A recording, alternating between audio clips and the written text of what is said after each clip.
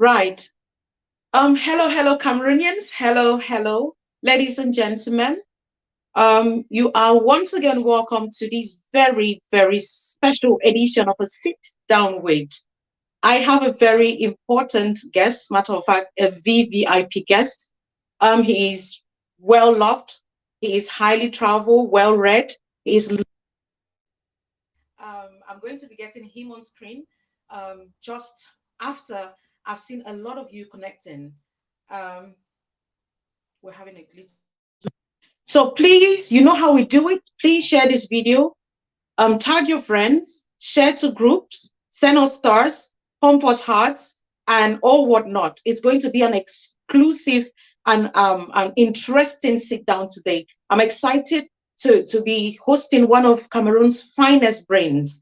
I'm excited to be sharing a stage with him. Matter of fact, I'm getting nervous. However, I'm excited and I'm hoping that you all have come ready with your questions. And of course, he is willing and more than willing to answer it. But before I get him on here, please share this video, pump hearts, get your questions ready while we take upon a very short commercial break. And when we come back, we will be meeting the very loved Professor Jean-Emmanuel PONDI. Ladies and gentlemen, keep sharing the video and pumping hearts. And when we come back, thank you. ICT country people university. Make we hear, una get the spots. The 21st century is a century for ICT. You need a tool such as ICT to reach so many places. Apply now and study ICT, Science of Education, Business Management, and many more at the ICT-UNIVERSITY.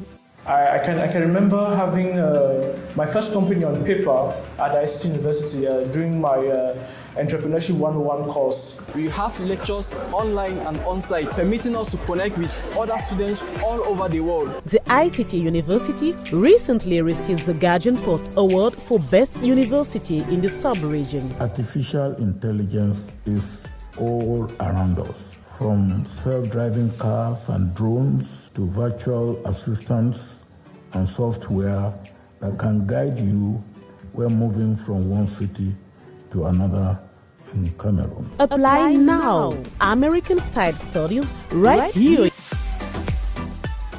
Now, country people, the ICT University for Yaoundé, so now the best for Central African sub-region, my country people. Now, Professor Emmanuel PONDI that win a big oga for the university. And one salute, Professor Victor Mbarika. Country people with this wonderful initiative where they don't bring them inside Cameroon. When I don't get for go for one man country again for go study business management, study wonderful technology and a lot of other things and where ICT University again are the best ICT university that for inside Cameroon. So send your picking there when I want to already get advanced level. Papa na better places. Not in America, now for inside Africa and for Cameroon a day. So now we partner we're going to talk about them before school one start for October. Thank you. Kikam. We're not there for catch 'em.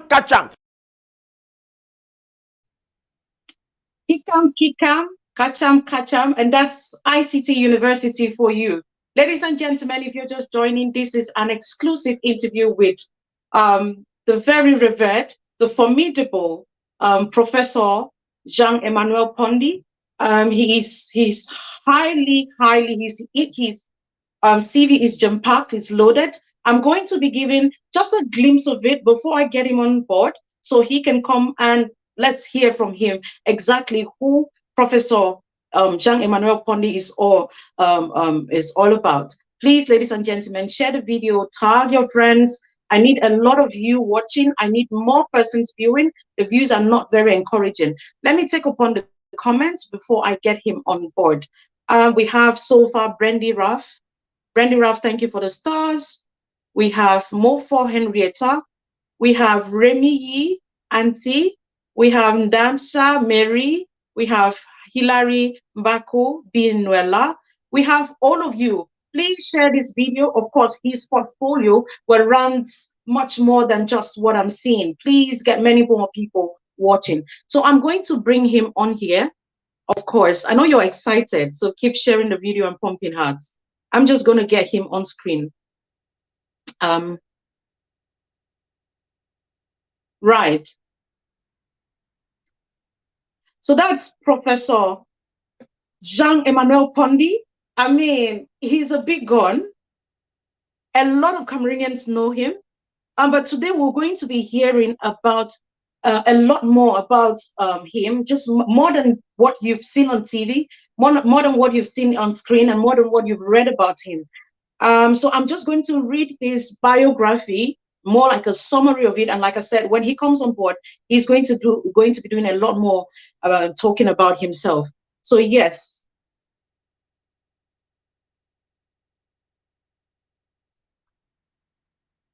Professor Jean-Emmanuel PONDI is a specialist in political science and international relations. He is a former director at the International Relations Institute of Cameroon, IRIC, former vice rector of the University of Yaoundé, one in charge of research, cooperation, and relations with the business world, after having been Secretary General at the same university in 2006 to 2017. He is a graduate of the Cambridge University, Pembroke College, that's in 1983, the London School of Economics, 1981, and holds a PhD from the Pennsylvania State University, 1986. He is the author and editor of 22 books and 70 scientific articles published in renowned journals such as the Cambridge Review of International Affairs, Johns Hopkins University Reviews, a School of Advanced International Studies, and the Cameroon Review of International Studies. He has a long experience in teaching international relations in general, and African international relations in particular. He was a full professor at IRIC and has been a visiting fellow, a visiting professor in several African, European, American, and Asian universities, including, amongst others, the University of Nairobi, University of Cambridge, the Diplomatic Academy of Vienna, Johns Hopkins School of Advanced International Studies in Washington, D.C., and the Chinese Diplomatic Institute of Beijing. In addition, he was the Dean of the College of Social Science of the Cameroon Academy of Science. And most recently, he is the Vice Chancellor of the prestigious ICT-UNIVERSITY. He is a father, he is a husband, and more. He hails from the littoral region of Cameroon, precisely Bassa. Ladies and gentlemen, join me, welcome on board the formidable Professor Jean-Emmanuel PONDI.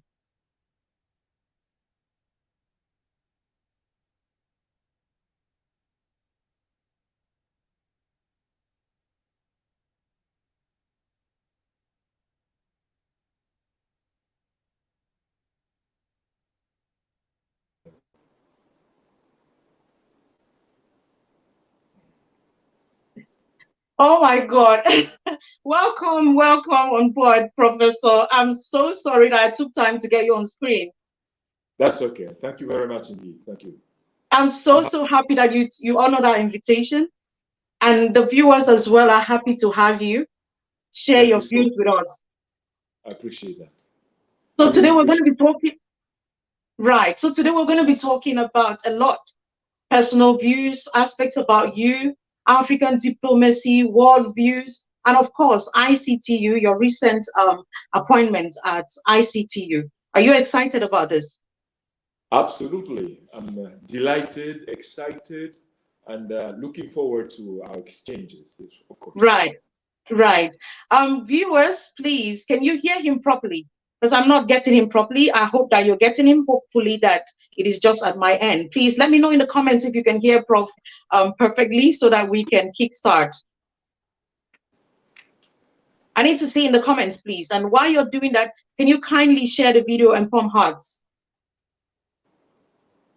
So the viewers are happy. They're telling me they're happy to have you.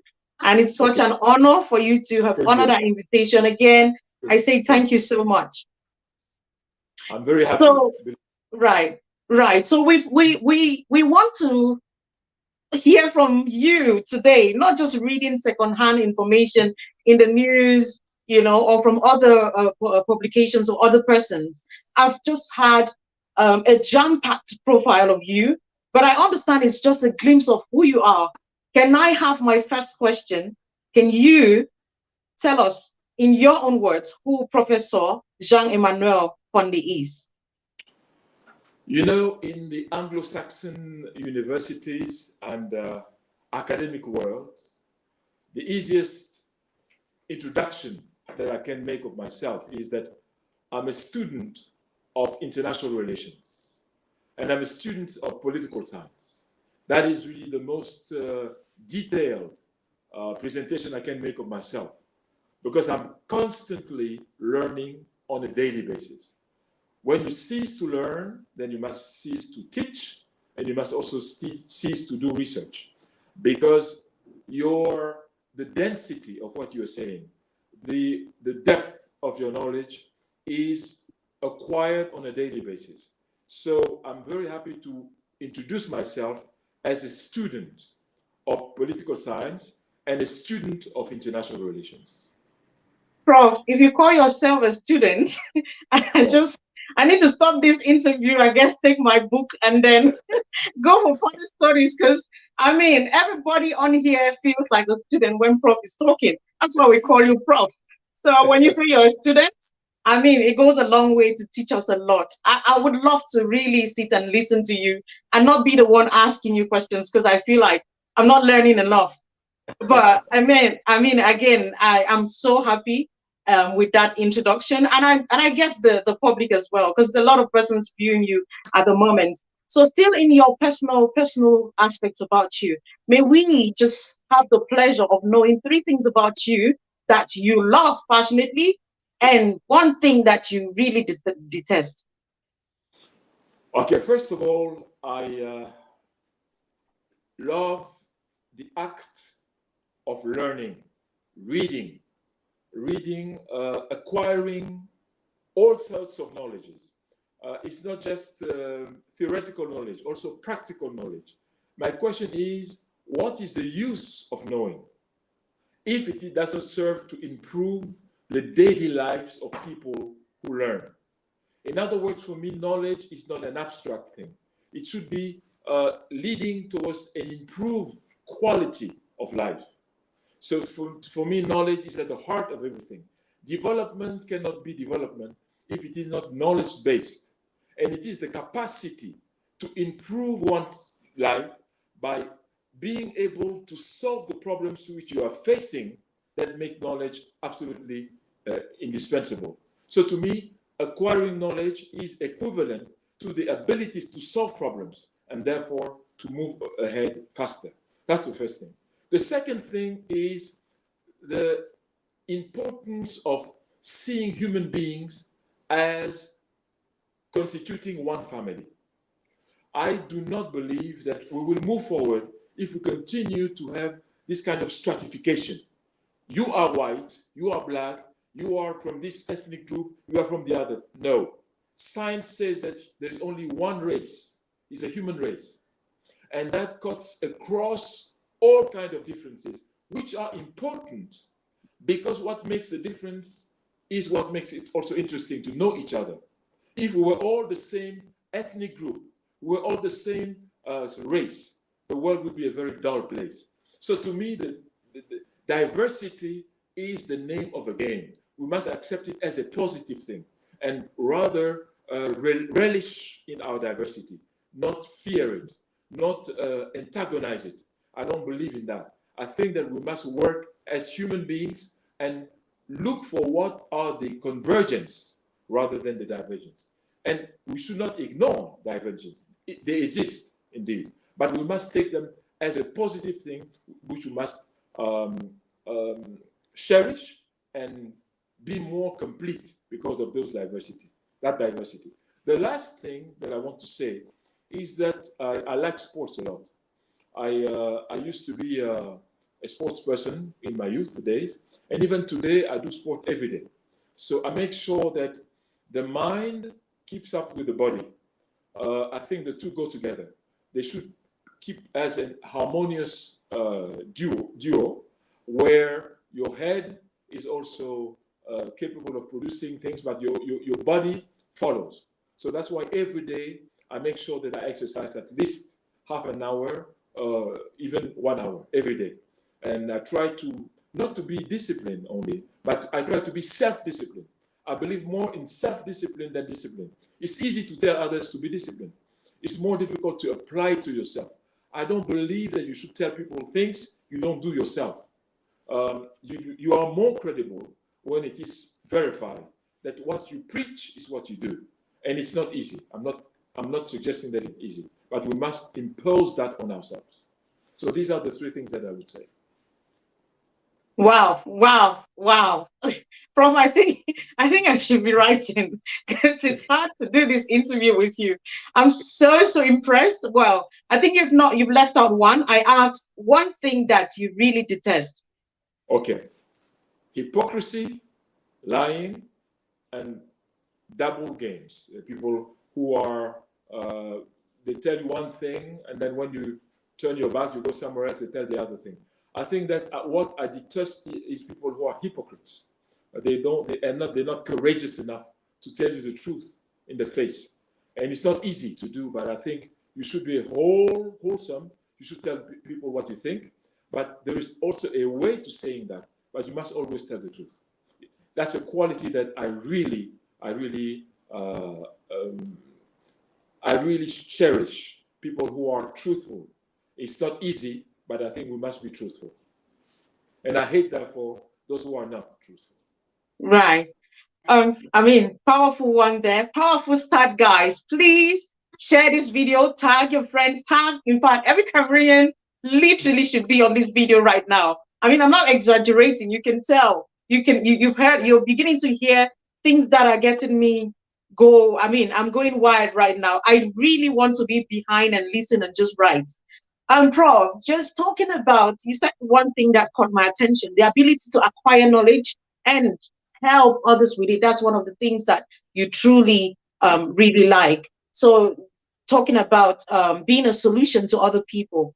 Many people of the opinion, myself included, that, was surprised that given your intelligence, your excellence, your professionalism, we are here to see you have a ministerial role, especially in the area of international relations. I mean, I think I speak the minds of a lot of people listening to me, like, what's going on, Prof? We need to hear from you.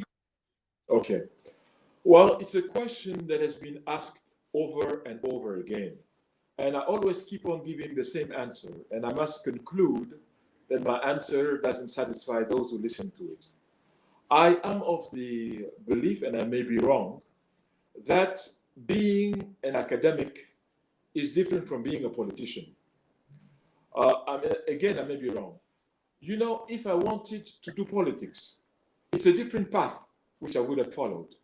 I know very well how to do it in order to land with a political function or political appointment. I know how to do it. But I deliberately refuse to do it because I don't think that that is my call. I don't think that I'm more useful by being in the political arena. I think that the political arena depends on the quality of the research which is being provided, of the kind of values which are being put forward, and those values that will shape the political agenda. So, in fact, the foundation is at the university. The foundation is at the school. That's where ideas are thought, imagined, put forward, and then later on are translated into the political arena and into political action. So I think that we must understand that these are two different jobs. These are two different jobs. You need those who think and you need those who act. And then you need in between a bridge.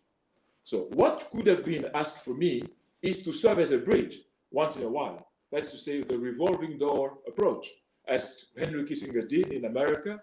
You know, Henry Kissinger was is a Harvard professor who landed as a Secretary of State, meaning Minister of Foreign Affairs of the United States of America.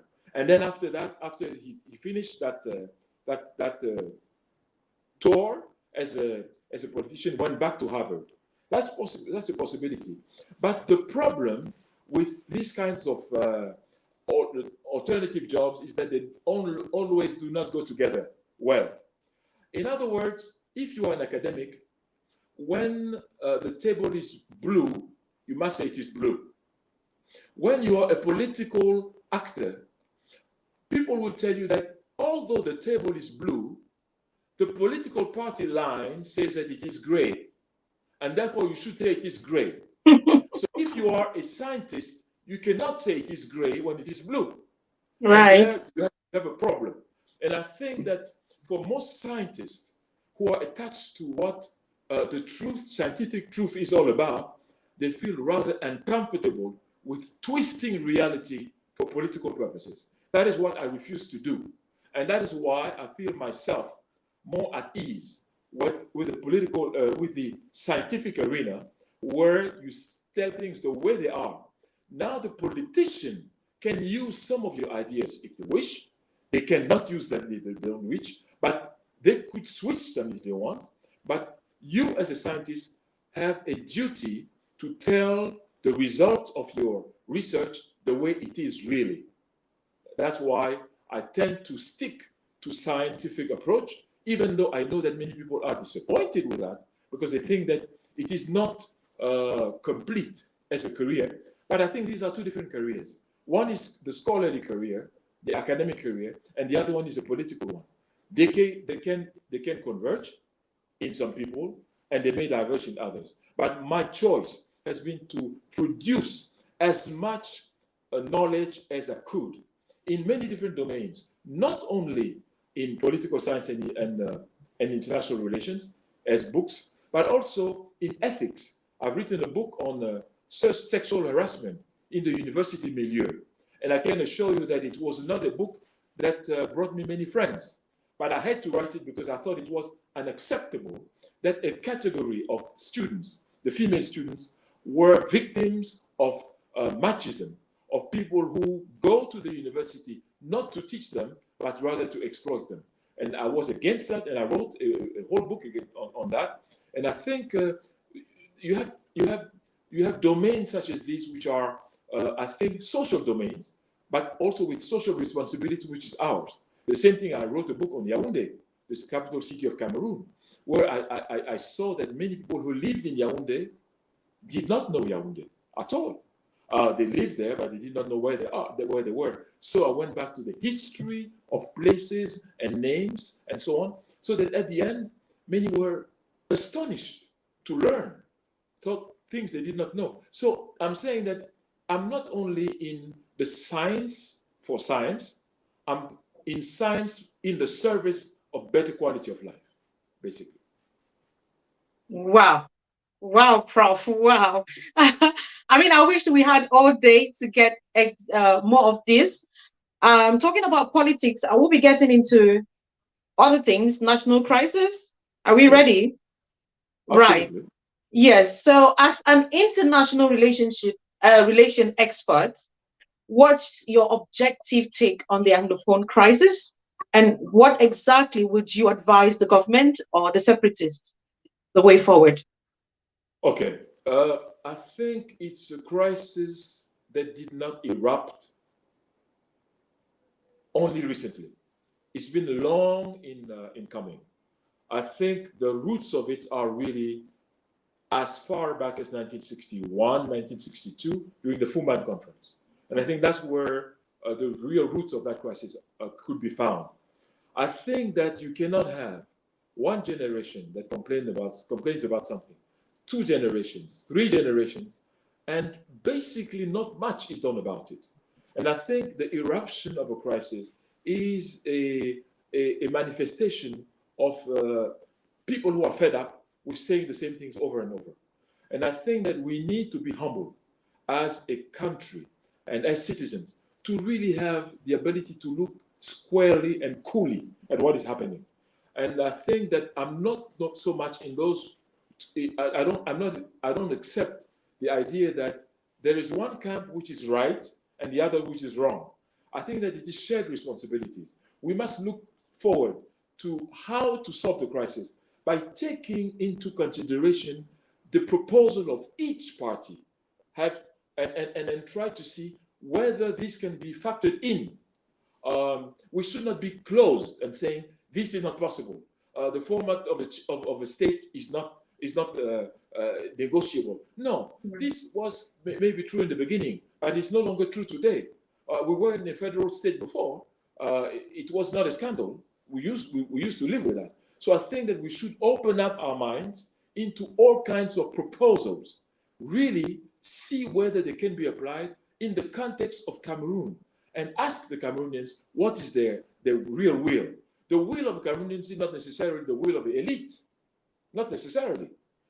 What the elite thinks may converge with what the population wants and may not. And the problem may be that there can be even a disparity between the elite thinking and the population thinking. And I think in the case of the Anglophone crisis, that is clear. That is clear that there's a lot of readjustment to be made. So in my mind, we must look in the mirror, see where we have gone astray, because there have been many promises which have been unfulfilled. I think no doubt about that. There have been many actions that have really hurt our Anglophone brothers who are the minority, because the majority must always be willing to listen more to the minority, not the other way around. And it's because the majority is precisely the dominant majority that it should be more careful to entertain the wishes of the minority. That is my position. And the situation is exactly the reverse in Canada. In Canada, it's exactly the reverse, where the minority francophone complains about the way they are treated, okay?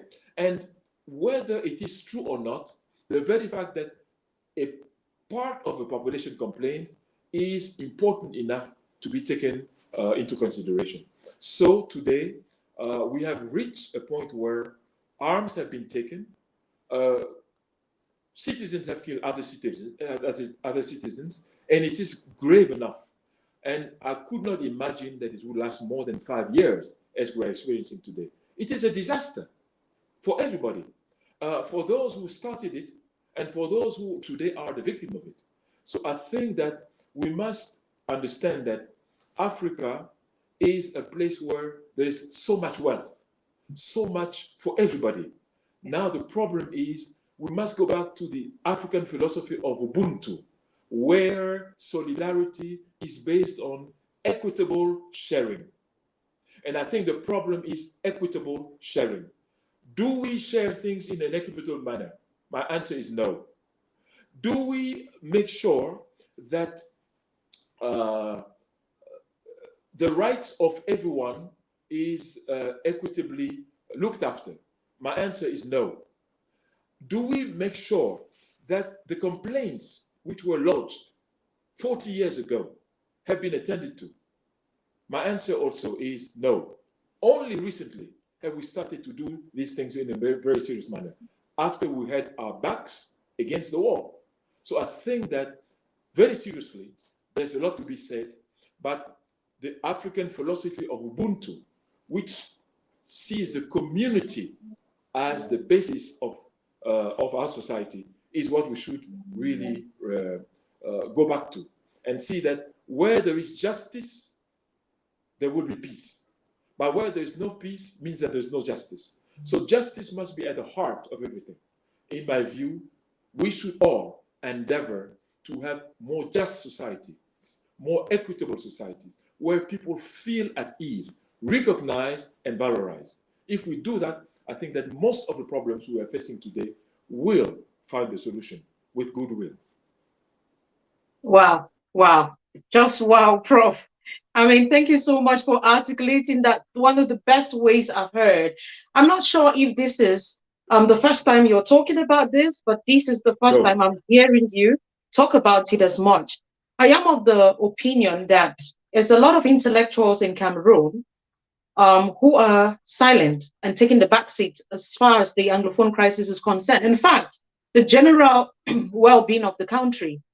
What would you would you say is the reason for this? And don't you think when we don't hear very often from people like you, those who aspire to become intellectuals as well get discouraged? Okay. In fact, as far as I'm concerned, I can give you an answer. I wrote about the Anglophone crisis exactly 1 month after it erupted. My first article on my Facebook page was posted on the 16th of December, 2016. So exactly 1 month, where I said that the crisis is real, it is not fake. Because people were asking, is it true? Isn't it an overdone thing? I said, no. We must take it seriously because the simple fact that a portion of the Cameroon population complains is enough to draw our attention. That was my first article, exactly 1 month after it erupted. And then I wrote 6 articles on the issue. But the problem, my dear Deli Singer, is that in that kind of context, people don't want to listen to what you have to say. They will only listen to you insofar as you say what they want you to say and what they agree with. If you say something which is different from what their belief is, they will not listen to you, or worse, they would even insult you. So there's too much antagonism, there's too much polarization, and there comes a time when even providing ideas serves no purpose. That is why after 3 or 4 articles, I stopped, because I saw that we were in a stage where there could be no dialogue. Some people would not even read what you have to say, because how did I know it? Well, they were saying things that were in my article, in my write-up, but they were saying that I didn't say them. Proof that they had not read it. So I said, what's the use? We should wait until we reach, because crises have a lifetime. You have the ascending phase where no one is prepared to listen to anybody. And then you go crescendo, you reach a plateau where the forces in presence find out that and understand that they cannot fight each other and have a winner and a loser. And at that time, people are more willing to bring in a third party to negotiate, to discuss. It is from that time that exchanges are possible, because people are willing to look for a possible solution. And then you go into the descending phase of a crisis. Okay? But while you are in the ascending phase, there's no possibility to actually discuss, because everyone is entrenched in his own opinion, only listening to the person who comes to comfort, to in fact give credibility to the ideas which he already has. So that's not discussion, that's not dialogue, because dialogue means the opening of your mind to listen to what anybody else has to say, even if what that person is saying is not exactly what you think. That is when dialogue is possible. Otherwise, it is a juxtaposition of monologues. And I think for much of the time, you had people who were talking to each other, talking to their groups, trying to raise havoc, but there was no dialogue. And I think it serves no purpose. It doesn't serve the resolution of a crisis if you have a juxtaposition of monologues. And I think that is when I found out that whatever the quality of what you write, there will be some camps who do not care, because you're not saying what they want to see, they're not saying what you want to hear, and therefore you are a bad person. You are already sold and so on. Nobody buys me. I'm not at the mercy of any group. I want to be my own independent thinker. When it is green, I say it's green. When it is red, I say it's red. That's why I don't belong to any party. I'm not a member of a party. I don't have a card which has a party motto or logo on it. I don't believe in that. My only party is the university and academia. That's the group I belong to. And I'm prepared to always go wherever it is necessary in order to bring my ideas, if that could help to solve any kind of situation. Let me catch my breath, Prof, please. I hope everybody's listening. It's a lot of things you've said. It's jam-packed with wisdom. I personally think that you've given the solution to the crisis already. Hopefully they're listening. You talked about third parties. There's an interesting question that ties with that. I mean, in terms of solving the crisis, I want to take it from there. It's coming from Bungong Valerie. I hope I get the question. Valerie, if I miss out on your question, okay, that's it. That's the question on the screen. I don't know if you see the screen, Prof. Yeah. He's saying, Yes, Prof, yes. I wish to know the role of the UN in solving the Anglophone crisis. Okay. Well, I'm sorry to say that those who brought in the crisis cannot be the best people to solve it. In other words, the United Nations organization is at the heart of the problem because they did not discharge their own responsibility correctly. And they were, I'm afraid, they were accomplices of Britain and of France to keep the two parts of Cameroon separate and under their own yoke. So whereas what the Cameroonian population was asking, because then it was a UPC, and it was also the OK, the One Cameroon, asking for reunification first, independence second. That was the path of wisdom. That was the path of stability. That was the path of real unity. Both, I mean, it was rejected by both France and Britain and validated, I'm afraid, by the United Nations. So I don't see how those who created the crisis in the first place can now turn out to be those who will bring the solutions. No, I think we Africans must be very realistic. We have the solution in our own hands. We must be mature. We must be grown-up people. We must stop thinking that it is others who will come to bring peace in our own land, in our own courtyard. I don't believe in that. I think that that is infantilization of Africa, which we perpetuate when we do that. No, I don't think that when there's a problem in the United States of America, they run to Europe and say, okay, come and solve it here. No, I think we must be behaving in a way that other people will take us seriously. The trouble is in Cameroon, it is in Africa, and we have the tools. And when you look at our own philosophy, we see our problem-solving capacity. We can use them, and we can start by looking for peace in our own terms. That's what I believe in. And I think that by thinking that others will bring solution, they don't have an interest in doing that. Because the more trouble there's in Africa, I'm afraid, the better for them. That is the truth. The better for them. So if there was a solution that the United Nations organization could have brought in a country like Congo today, it would have been brought there. Because the first mission in Africa was in the Congo in 1960. 1960. Today we're in 2022. They are still there. The only time when they were not there was during the Mobutu period, which was 1965, 1997. Okay? Why? Because Mr. Mobutu was part of them. Therefore, he was, quote unquote, an agent in place. Therefore, they didn't need to be there. That's why they were not there. But if an organization is solving a problem from 1960 until 2022, it means that there is a problem there, okay, with that organization. I'm not against the United Nations. And I think that they helped Africa in the late 1950s and early 1960s with the notion of autonomy of states. And I think they were the ones who brought it, as opposed to the League of Nations.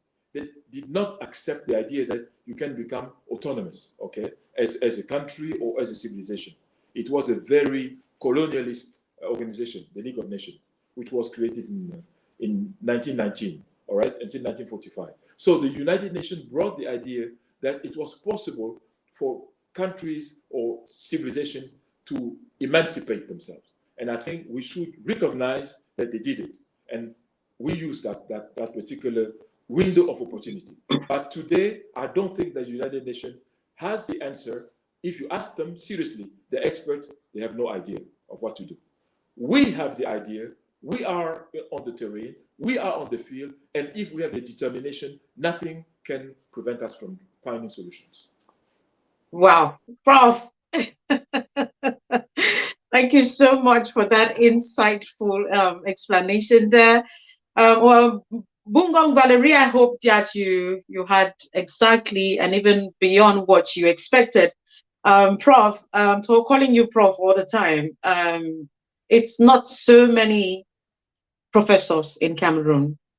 One of the finest amongst the very few that we have.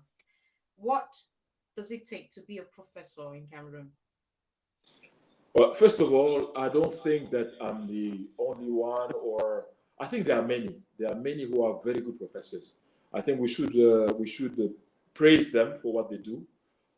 And I think it is not easy in our society to be in the domain of ideas, because ideas are not what we Africans are comfortable with. We think that the material domain is more important than the reign of ideas, which is exactly the reverse. It is ideas that create material and not the other way around.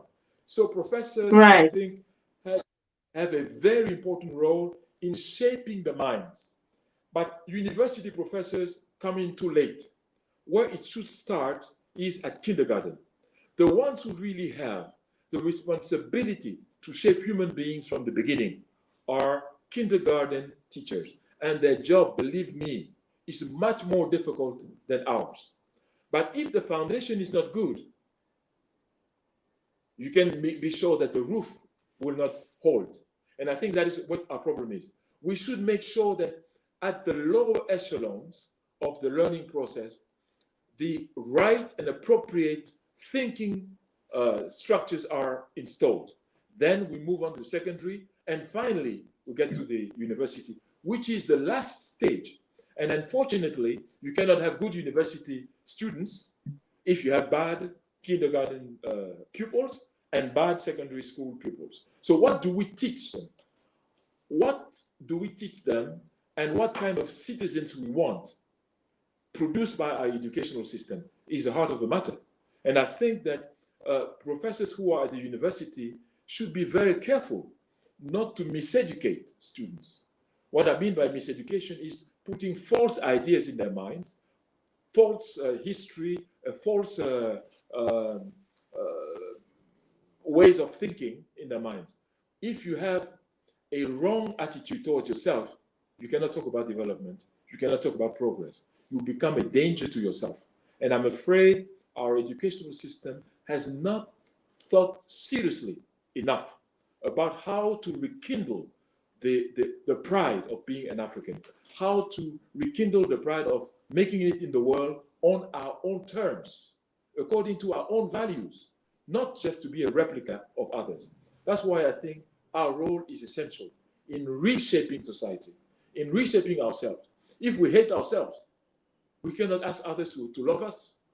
And yet what you see is telling the students that they are nothing, that they're worth nothing, they cannot do anything except if they have help and aid from the outside world. No, that is not the best way to approach ourselves. So I think that the university professors should be the one who instill on our youth the pride of being who they are, the pride of being the opinion shapers and society shapers, by creating a society that is admired by themselves and by the entire world. It is possible. Right. Thank you so much for that. Talking about the educational system in Cameroon, I think I speak the minds of a lot of persons listening to me when I say it's become an endemic problem where there's a disconnect between, I mean, you just took part of my questions anyway, where there's a disconnect between the theory that is taught and the practicals that we have in school. So what would you reckon is done and to salvage this situation? Because it's a lot of youths who come out, study all of what they study, we study them, and there's really nothing like in the job market, we are not ready for that, or we're not being equipped for that. Okay, I will be very honest with you, and at the risk of appearing a little bit strange to say that the kind of students we produce are not adapted to the kind of economy we live in. Okay? We don't need to have an army of PhDs. Right. What we need are technicians who are able to change and shape the world around them. We don't need people who are abstract thinkers. Okay, abstract thinking is important, but only insofar as it helps to change our living conditions and quality of life. That's what. So if you look at societies, the bulk of societies should be made up of technicians, of people who are able to create things, to invent things, to find solutions to our daily problems. And that is not the PhDs. The PhDs are not shaped for that. There are people who go to technical schools. They are the ones in agriculture. So I think that we should have agro-industrial universities, for instance. But before that, we should have agro-industrial high schools in each region where people are taught how to use their technical knowledge to produce more food. If you don't have food to eat, I don't know how you can talk about developing. It is an aberration. So we should look at the fundamentals first. A country or a continent becomes powerful when it has been able to feed all of its citizens. Okay, and I think that is a problem. The second problem is, in my view, the model of development is wrong because it is a model that replicates what happens in the North. The realities of the South are not the same. To me, development is simple. Water for every citizen, electricity for every citizen, right, and roads everywhere. Three things. If we can have that, we can consider ourselves developed because the rest will follow automatically. If you are able to feed yourself, to have water, to have electricity, to have roads, you'll be able to organize yourself, having hospitals, schools, and so on. So I think that if we start with the fundamentals, which after 60 years are still not a reality, not only in Cameroon, but in most of Africa, we're in trouble. The rest are sophisticated theories which have nothing to do with us. They are maybe to do with the other world, but for us, we need the fundamental. People who can eat, who can actually house themselves, who can go to hospitals, but not the Western hospitals only. Because if you take the statistics, and that is why COVID did not have an impact on us. Out of 10 Africans today, 7 never set foot in a Western-style hospital. 7, never in their lifetime.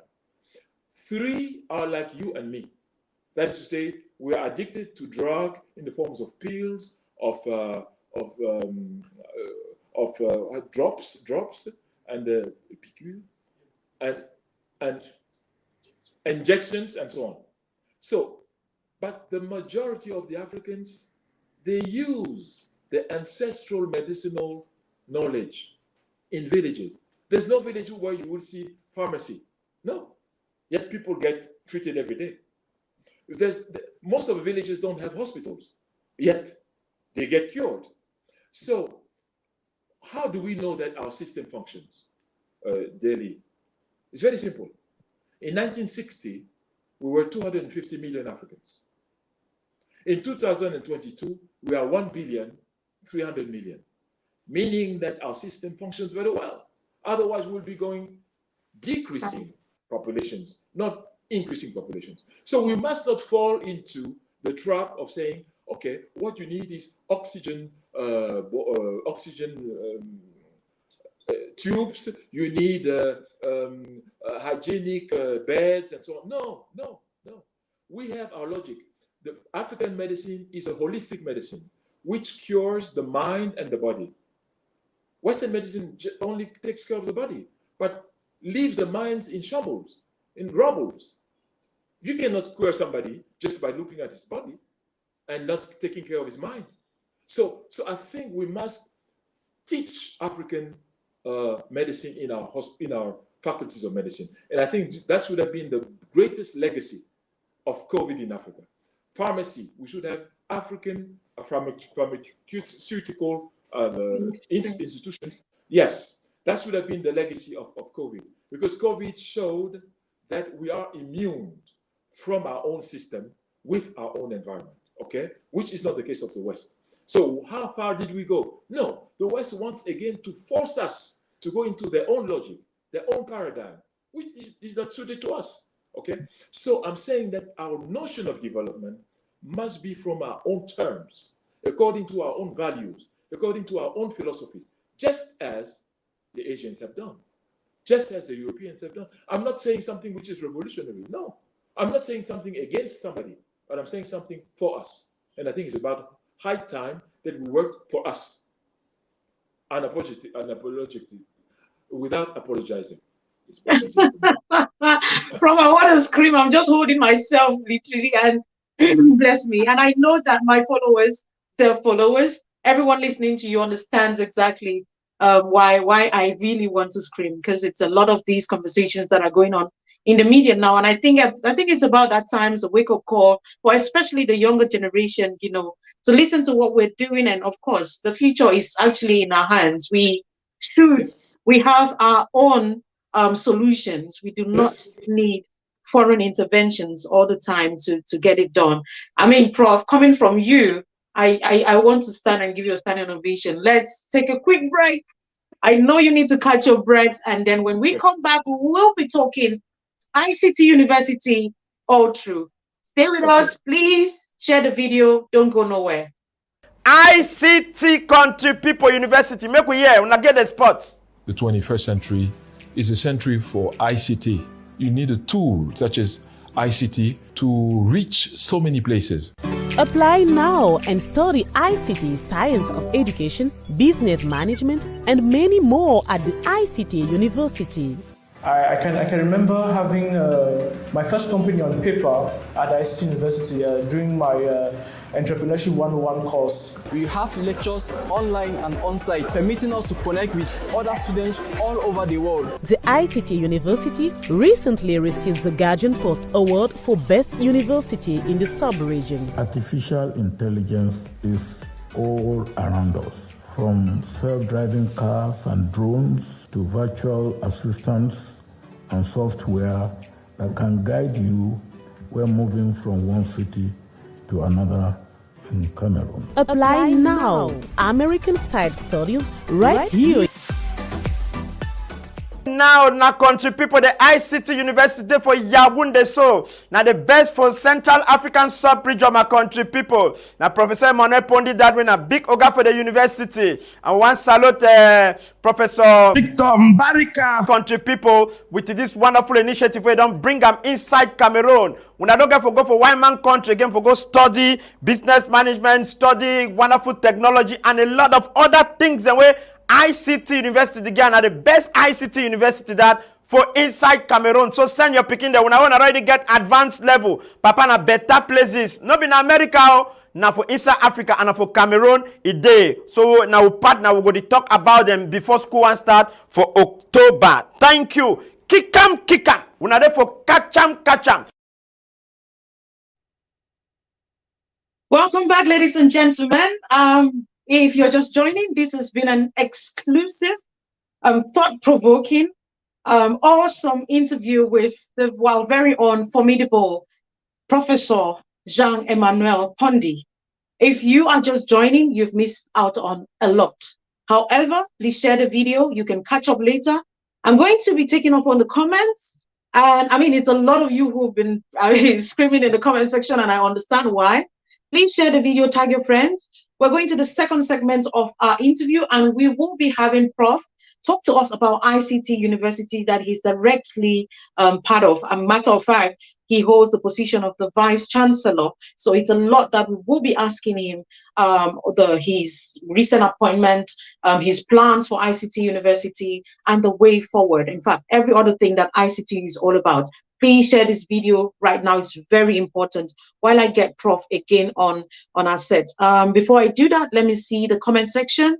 Ooh, wow. comment section is jam-packed. I have, who do I start with? Elisha Ngwana is saying that very insightful thought, Prof. I have always been worried on how to navigate the murky waters of imparting knowledge in the current political and economic dispensations. Thank you so much for that. We have Tabe Mo Ebai Oro. He's saying that, Prof, how possible can we as Cameroonians end this crisis, since we are divided about the legitimacy of the Anglophone cause? To me, the fact that we can't admit there is a problem, it shows how unprepared we are to solve it. How Prof already made mention of a lot of things. I think you came in quite late.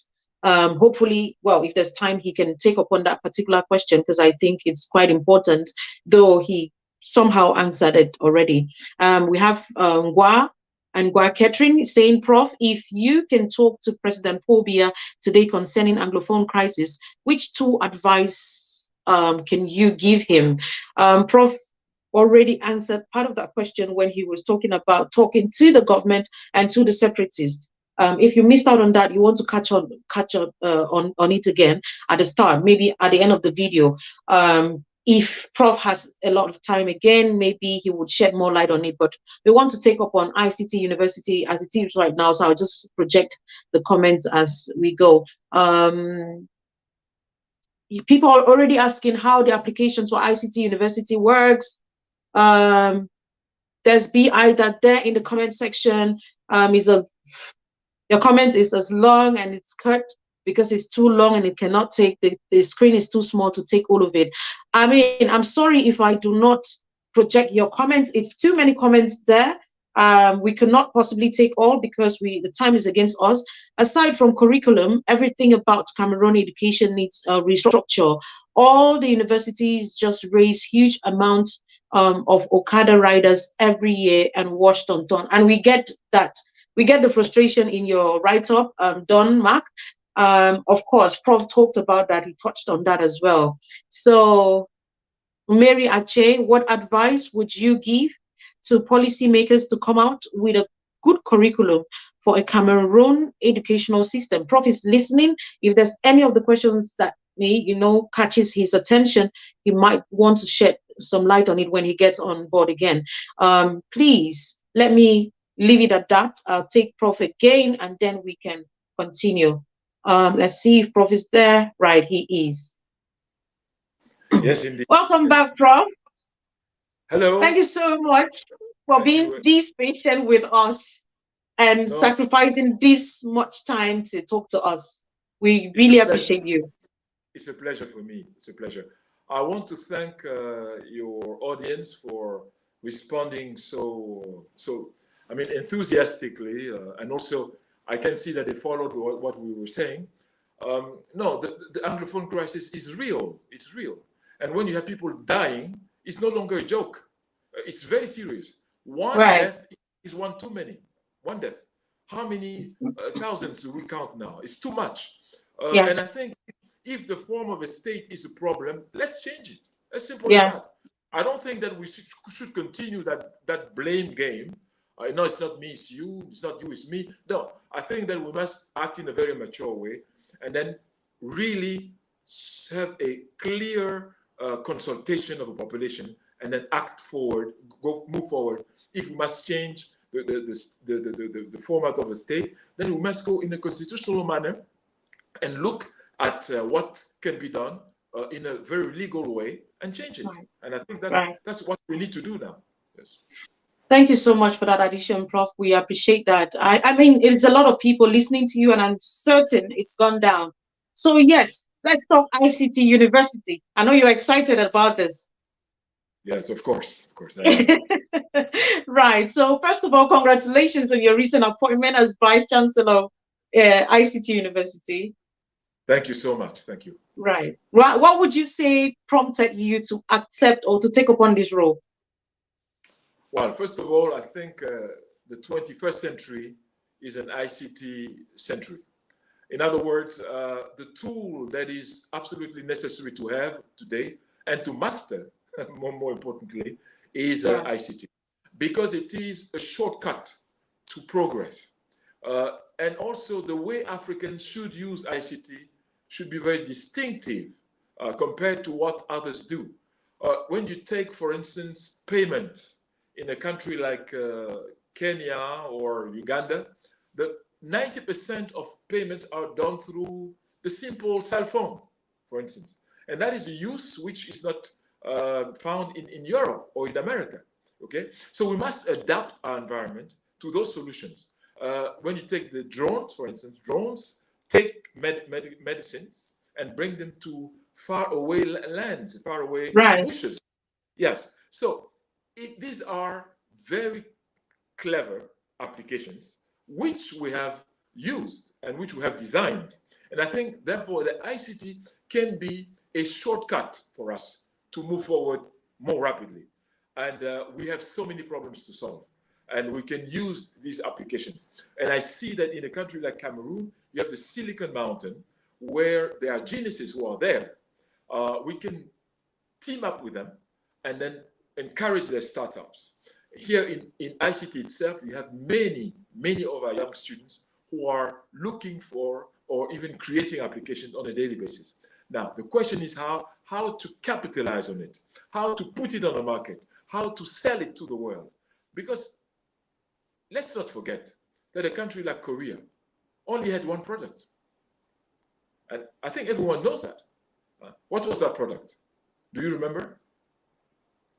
Just one product. Technology. Yes, technology, that's all. But when you take a country like Sweden, Sweden had IKEA. IKEA was one product which went around the world. We in Cameroon had one product that had the capacity to become a planetary product, the cardiopad. But we didn't seize that opportunity. Where you can have a diagnosis made and sent to a cardiologist in hospitals.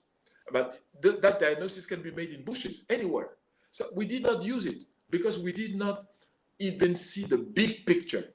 We remained in the small fights, which are characteristic of us, little things. How much percentage will you get out of 10,000 francs and so on?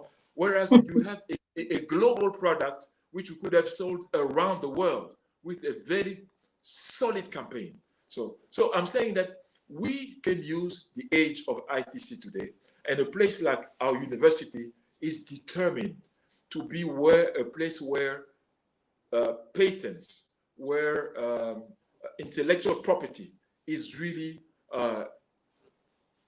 very much put before, so that we can create, invent, and become rich thanks to our brains and our gray matter. Because in America today, a university is rich, not because they are waiting for the Minister of Finance to send them money.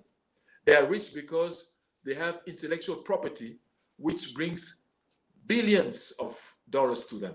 So I think that we can do that and encourage the youth to create and to be problem solvers and to enhance the problem solving capacity. That's what I mean by practical knowledge. Knowledge is both theoretical but also practical. What we need to use theory, but only to enhance the practical aspect. And I think that ICT is determined to do that. I work hand in hand with Professor Victor Baraka, who is the president and the founder of this university. And I want to really to pay tribute to him, because he could have stayed in America. I prosper in America, and I don't think about Africa anymore because I'm fed up with Africa. He could have said that, and I mean Africans who have chosen that, but he said, no, where I come from does matter. And I think that Africa will only be respected if we are within the range of people who can take care of themselves, okay? People who are beggars, who have nothing to eat, cannot be respected by anybody. So I think that we must be very aware of that. We must stop begging. We must stop being the laughingstock of the world, because we are the richest continent on earth. And the longest living human beings are in Africa. Every human being is Afro-descendant. And I think it's important to understand that. There's nobody whose roots are not in Africa. If you are aware of that, you will behave differently wherever you are in the world, because in fact, everyone came from Africa. So we're not saying that Africa is paradise. No, it is not. Africa is milk and honey, certainly not. But things will not be improved by continuing to do things the way we do today. We must resolve to change things at a certain point in time. And that time should be the 21st century, which is the century of Africa. Why? Because we have the human resources. 500 million human beings who are less than 18 years old. Means that we have the future and the future of the future on our side. We have the material and mineral resources, because 45% of the world of the world wealth is in Africa. So when you have that combination, what is lacking is consciousness, the ability to understand that you can change your world yourself. That is what is lacking in Africa. Most Africans have been trained to think that they can't do anything. When you have that mindset, nothing will change. So we need to rekindle that notion that we can change things. And I think ICT is the best means, the best tools, because it is faster to realize dreams in a lifetime. Oh, ICT University to the world, saying that above, or from Professor Jean-Emmanuel PONDI. There's a question on the screen. I would have wanted us to take that question, but I want you to answer this before we get on to that. Sorry, Tambe, is it Tabe Mo? I'm going to take your question later on. So as Vice Chancellor of ICT University Prof, what is it? What are your plans? What is it you have in store for us? What should we be looking for in the days ahead? Like your game plan to transform this university to the level which is competitive to other international universities? Yes, first of all, it is a bit of humility to say that the university is here since 2012, and I want to pay tribute to those who preceded me in that chair as vice chancellors. They worked a lot. It is not easy to build something from scratch, which is what they did, and I think that they did a very good job. I want to pay tribute to them. I want to say that what I found here was a well-functioning university. So because I think that we must be very clear about that. It's not good to come and say, it's only me who will come and change things. There was nothing here before. No, it's not true. ICT is a good university, is a functioning university, and I want to pay tribute to the two vice chancellors who preceded me, Professor Chumbo, a very seasoned academic, and Professor Anyambot, who followed him, and who was also rector of the Protestant university with whom I work. Both of them, I know them very well. They are good friends, and I think that we're working in partnership. So I want to make that clear, because if I want to give my plan of action now, it is not as if nothing was done before. It's not true. Okay. Now, my view is that we must pay attention to excellence. In other words, reward excellence, but also make sure that those who do not work well are given the means to improve themselves. Right. Because when you have the notion that everyone must converge towards excellence, you can stimulate people to do better. And therefore, you need to have tools to comfort those who do well and show to the world that they do well. And that is why I installed what I call the Vice Chancellor Dinner of Excellence. All the students who have 3.4, 3.6 over 4, and so on, they are convened to have dinner with me as a recognition of their excellent work.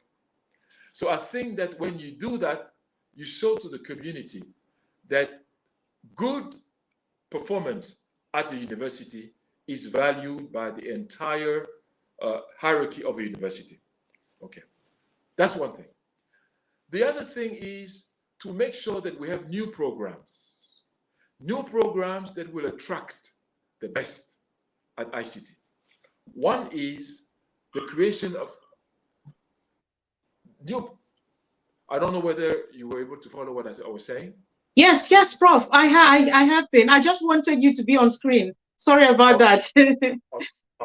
So now we are putting on new programs, and we have about 5 of them. The first one is the ICT-UNIVERSITY Microsoft Academy, which was homologated by Microsoft, which is a very long and tedious process, but we have been able to do it. So we have a Microsoft Academy. Everyone who wants to have certification on Microsoft tools can have them. And we want our students to be the first ones to have that certification, to make sure that when they leave ICT-UNIVERSITY, they already have a job. Okay, so that's one thing. The other thing that we are putting together is nanotechnologies, satellites. We are putting together the laboratory of satellites. These are civilian satellites. It's important to note. It's not military satellites. Satellites that have to do with agriculture, with medicine, with the weather, and so on. So that's what we're working on.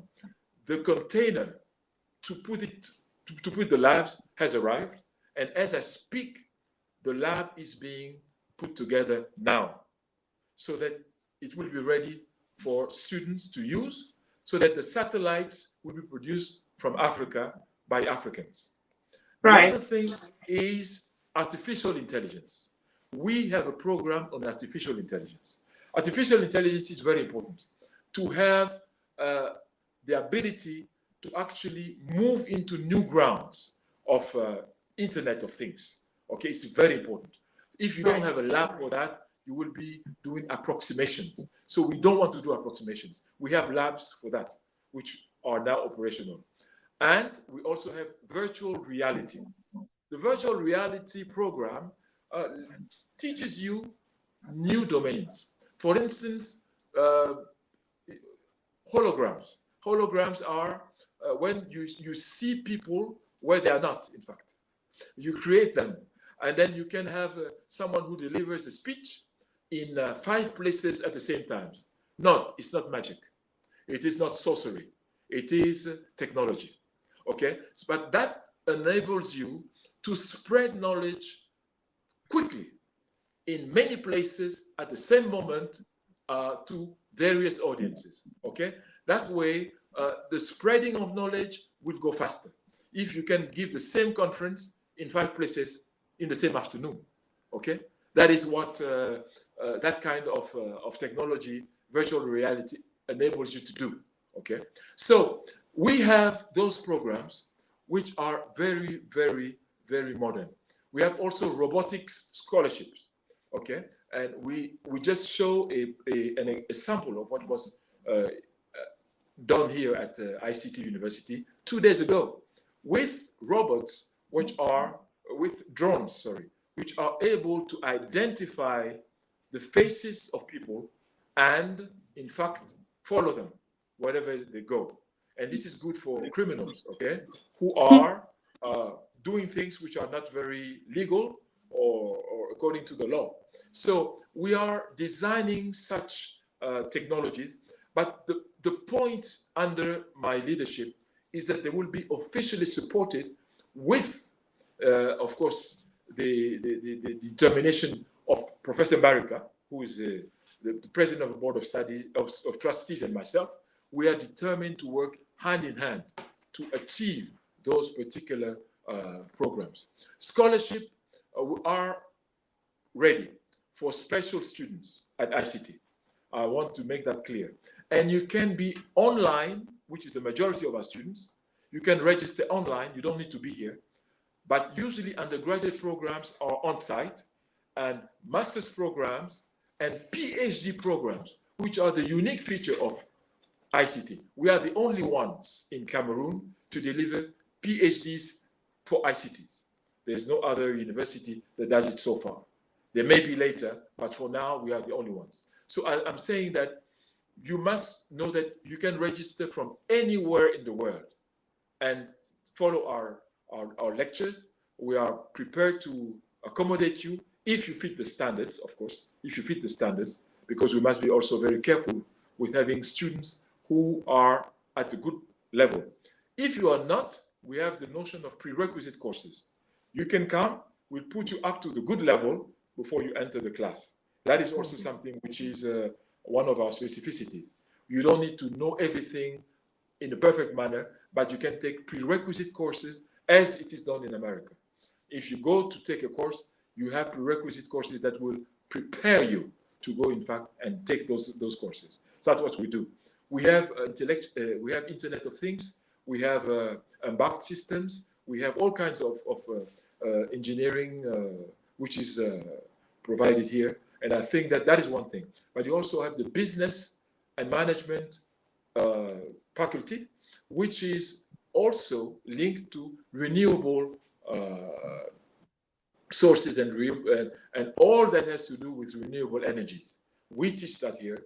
We encourage that here because we think that we must think about the future generations, not only us, but what will Africa look like in 100 or 200 years?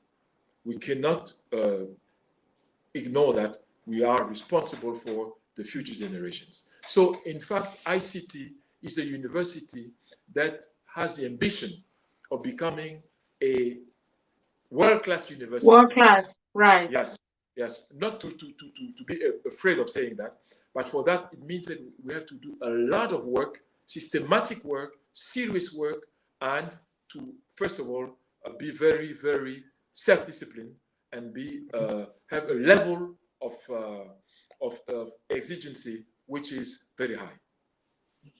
Thank you so much for that in-depth explanation, Prof. It's a lot of comments here for you. Some of them just asked the question I was about asking you. You're leading a very reputable organization as ICT-UNIVERSITY. Let me just project some of the questions. I think so many of them have put up questions, so that I don't take most of their questions. I'll get them. Sorry if I don't project your questions.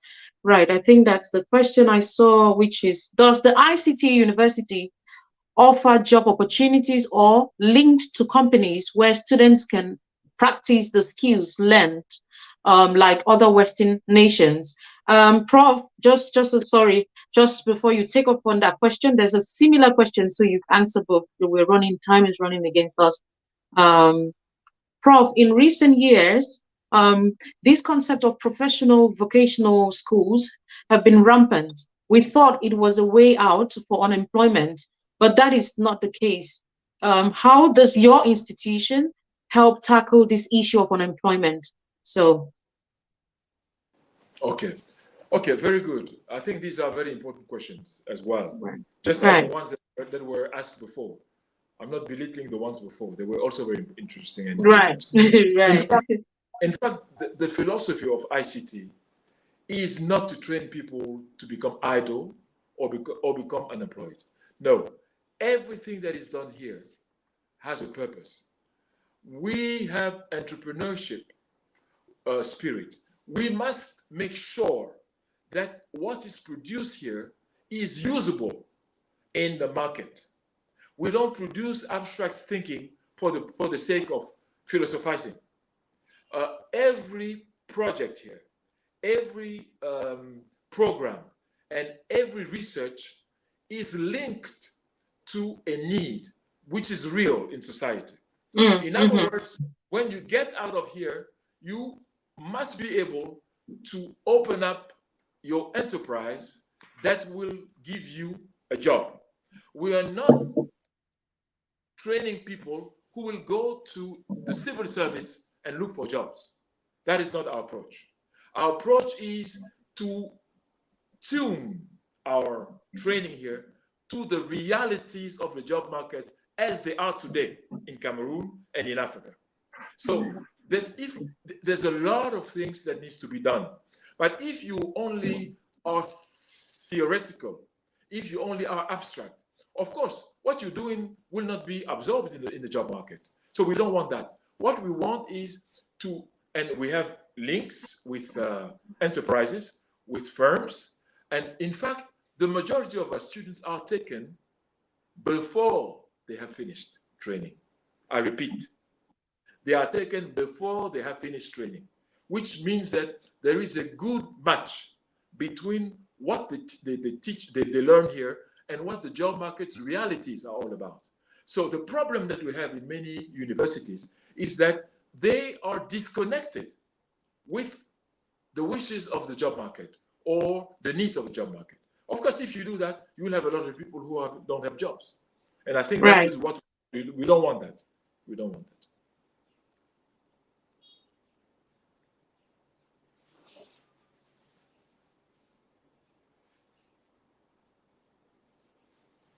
I'm sorry about that, Prof. I just needed you to get on the big screen. Yeah.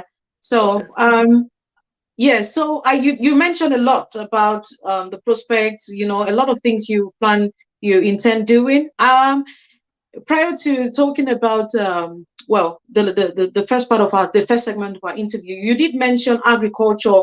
In my own words, being the backbone of the economy, our economy. Is there a space for agriculture in ICT University? Of course. You have no world power today which is not first an agricultural power. You cannot be a great nation, nor can you be a great continent if you have people who are hungry and do not have enough to eat. It's not possible. So the paradox of Africa is that as we speak, we have 800 million hectares of arable land, which is hollow, which is not used. Wow. And we have billions of dollars of imported foods from around the world. Can you understand that paradox?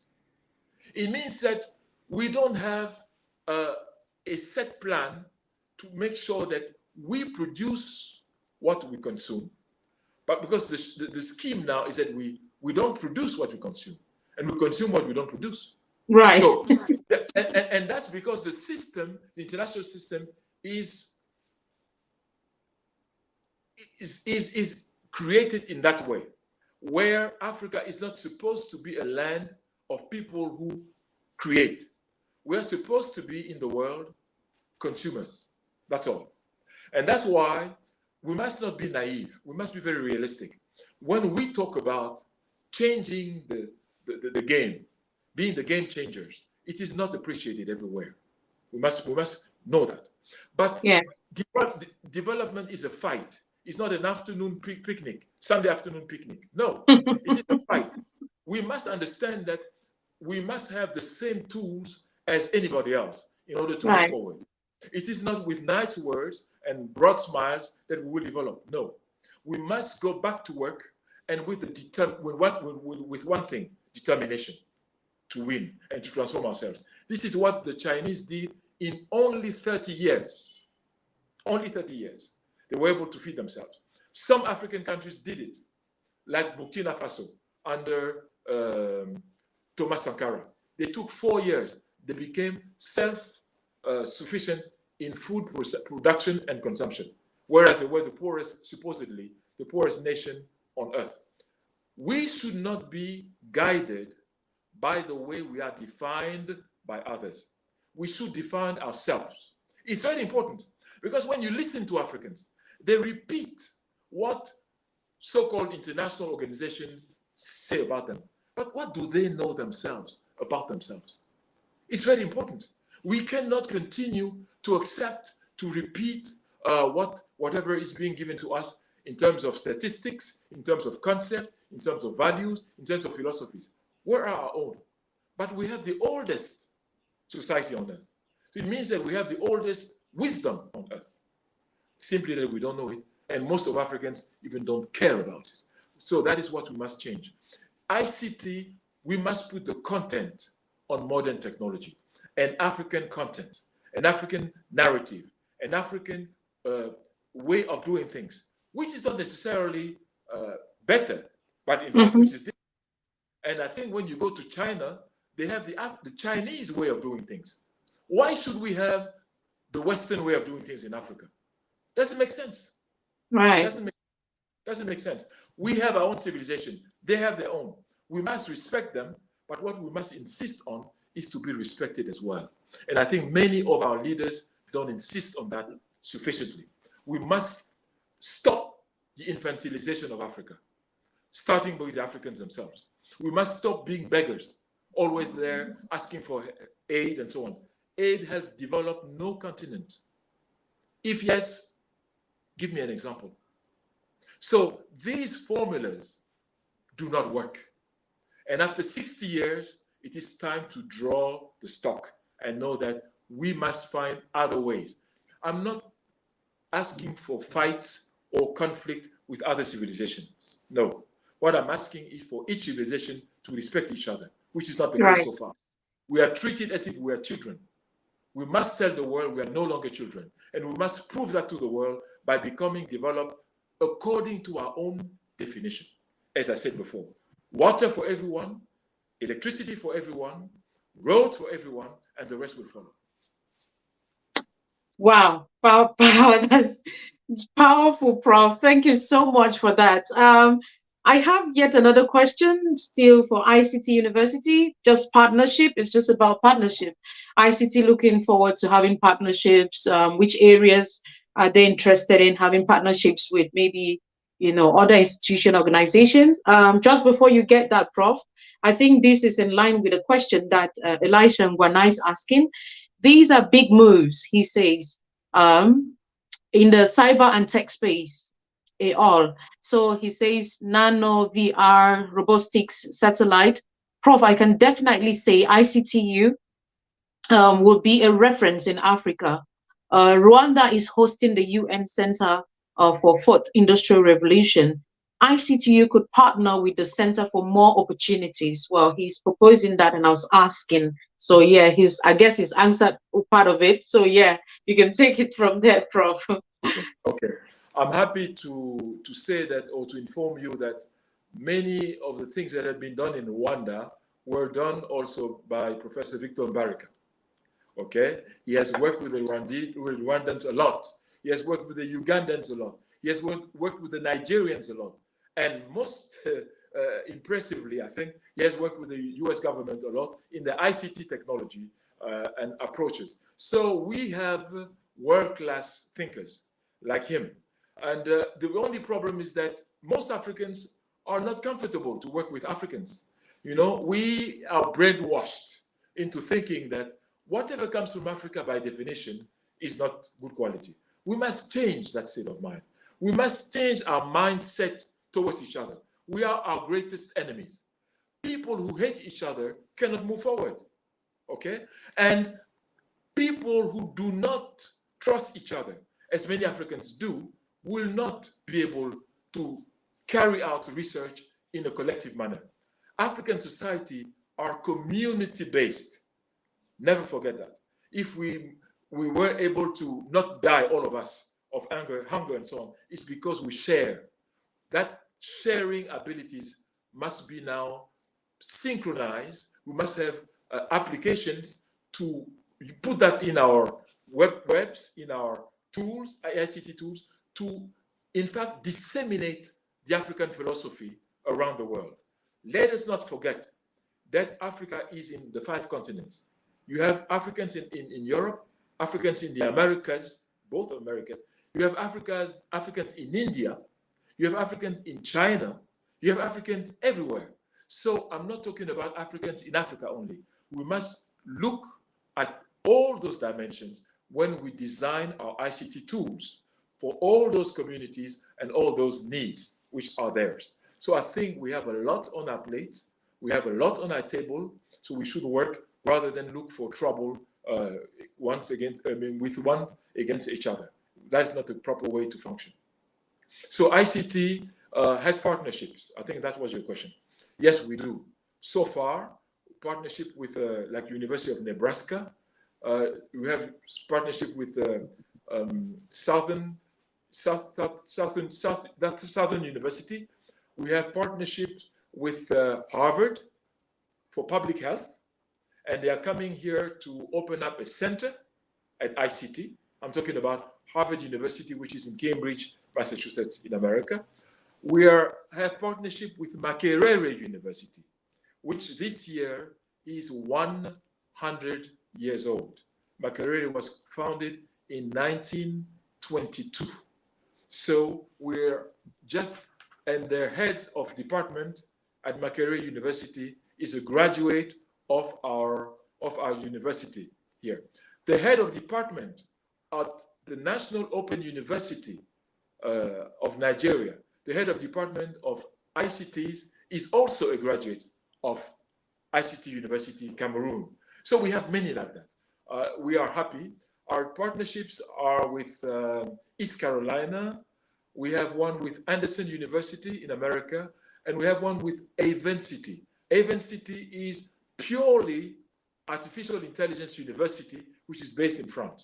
So you see, we have partnerships in America, partnerships in Europe, but more importantly for me, partnerships in Africa, because we need to strengthen our Africa-based partnerships so that we have the same kinds of problems. We should look for the same kinds of solutions so that we can surge forward. It's very important. We must also know that we have a history which is collective, and therefore it means that we have a future which is also collective.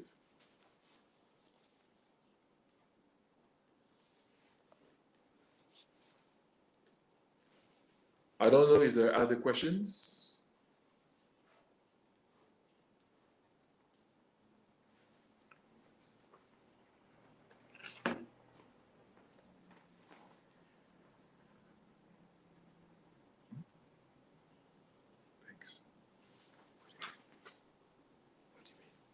I'm sorry about that glitch there, Prof. Yeah, there are definitely loads of questions. I'm really sorry about that.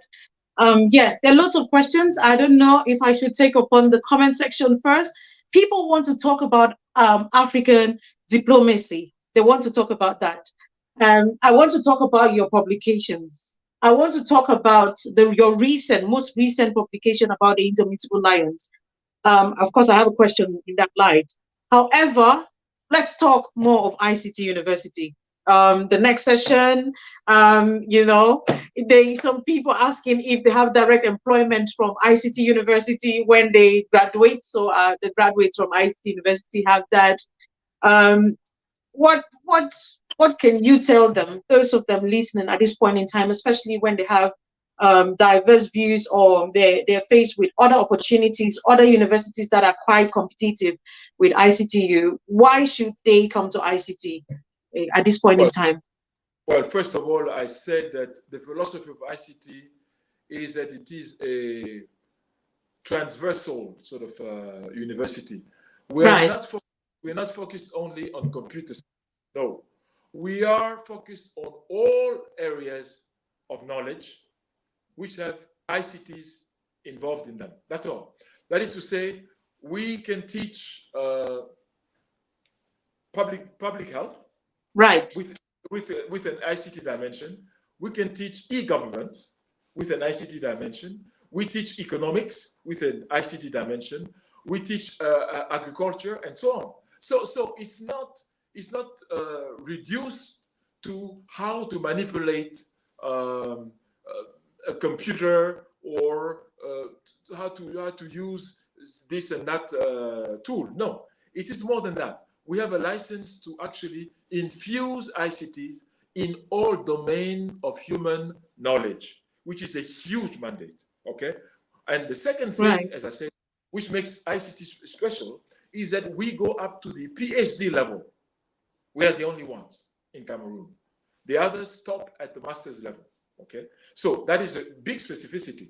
It means that our projects are more mature, of course. If they are more mature, they are more sellable. We can sell them. And our idea is not to become an employment agency, because those who ask whether ICT gives jobs. No, a university is not featured to give jobs. It's to profile you, is to give you the tools that will make the job market absolutely attractive, and that will make you attractive to the job market. Okay, that is our responsibility. Therefore, we must make sure that the tendencies in the job market are exactly the answers which we provide here. And that's a very, very fine-tuning exercise. That's what we do. We don't train people, I repeat, so that they become idle or they become jobless. That is not right.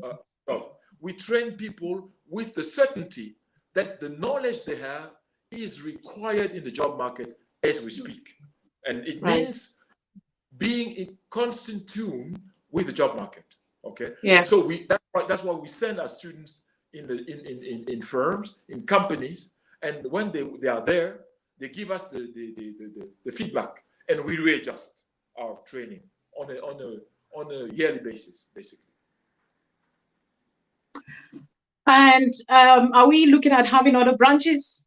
Are we looking at having people asking if there's any branch coming up in Bamenda anytime soon? So any projects in the pipeline for ICT University? Yes, in fact, that's for the Board of Trustees to answer that question, because the Board of Trustees is a strategic arm of the ICT. What I'm being asked is to run the university to the best of our abilities today. But of course, we have a prospective approach also. And as I said, we look at where the market is more profitable in terms of the tools in which we put on the market. Okay, so it is a game for future assessment. We do that. We have people here who actually are aware of the fact that the jobs of today, 25% of this job did not exist 20 years ago. Okay, it means that in 25 years it will be the same. The job which was in use in 25 years do not exist today. So we have to assess all that and train people ahead of time so that we are in touch and in tune with the times. Okay, this can be seen in our online study approach. We have an online study approach where we always constantly readjust things. So we are aware of that. We don't want to have people who are jobless. That is our anxiety. We don't want that. Right. Thank you so much, Prof, for that. Well, you will conclude with ICTU. I wanted to talk, like I said, it's a lot of people. I'm seeing some comments on geopolitics already. I had a question to ask you, but of course I got that question, so part of the answer. For the benefit of those listening, you've always held a very balanced view of global geopolitics. What can Africa do to chart its own diplomatic course? You answered that question somehow, but I'll need us to have the answer again, please. I would not feel happy to leave this discussion without talking about the geopolitics of Africa. I think that this continent of ours is the stake of the 21st century. Everyone knows that except the Africans. And I think that is where the problem is. Okay, you cannot be in a continent for 500 years if there's nothing there. Okay, and you cannot contemplate staying for the next 500 years if it is a poor continent. We've been branded poor. We've been branded not only poor, but most indebted. No, it is not we who define that. It is the other. Africa doesn't define itself. It is defined. And that, I think that must stop. We, as thinkers, we must come up with appropriate typologies. That is to say, the way of classifying things, of seeing things, and of approaching our reality. Nobody else can do it apart from ourselves. So, in terms of geopolitics, look at the way the world is shifting, basically. Okay, the Western world, which are our friend, I don't have anything against them, of course. The Western world does not understand that it is no longer at the center of this earth. Okay?